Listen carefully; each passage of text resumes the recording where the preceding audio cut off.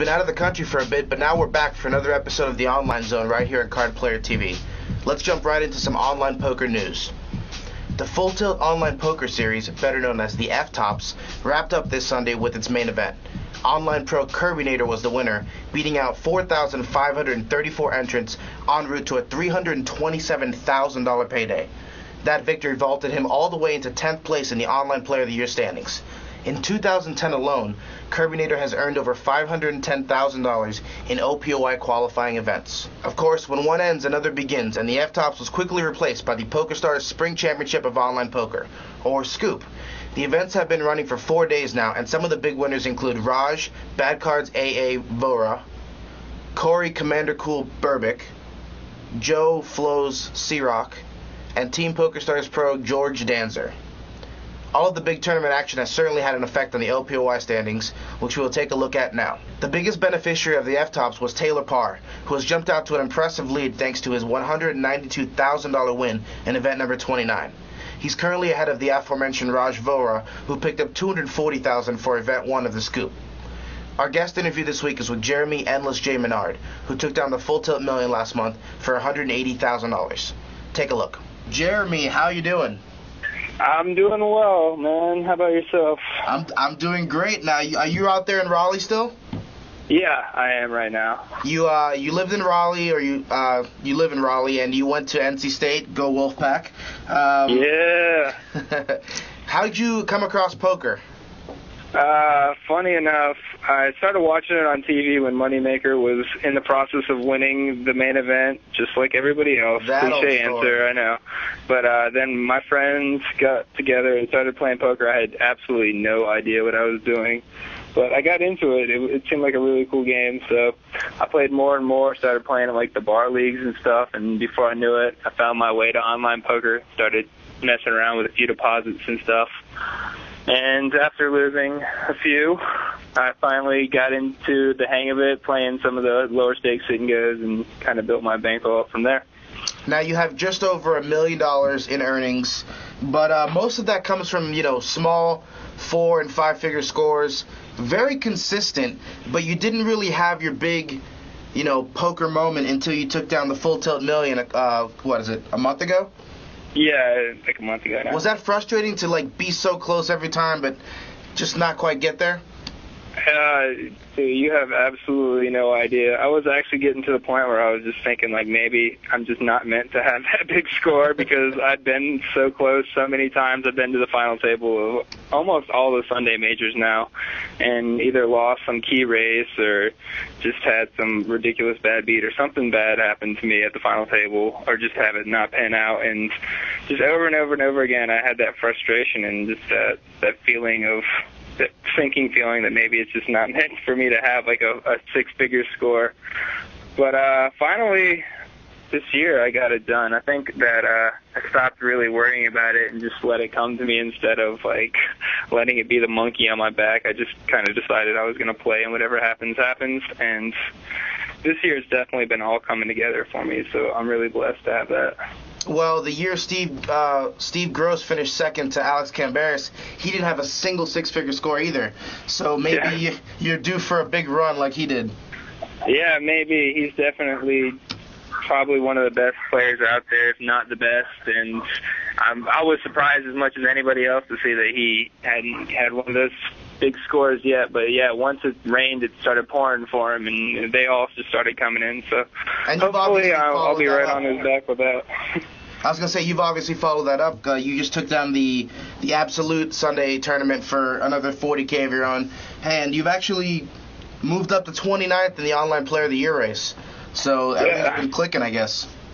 Yeah, this year everything is really starting to work out for me. And I think that some of it is a little to do with my mindset and the fact that I've stopped basically focusing on bad beats for a while there. I was just like so used to having bad beats happen to me that I was just like becoming a victim to them and just like expecting them at some point.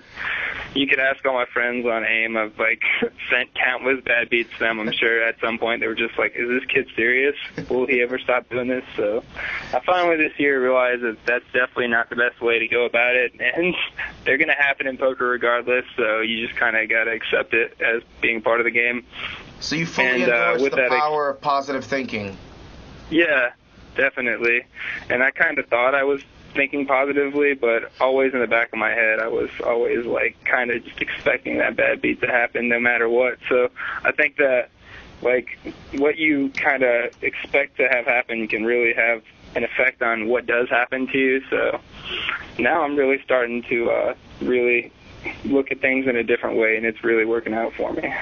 Perfect. Well, it's good that it's working out for you, because I hear that you're engaged. Congratulations.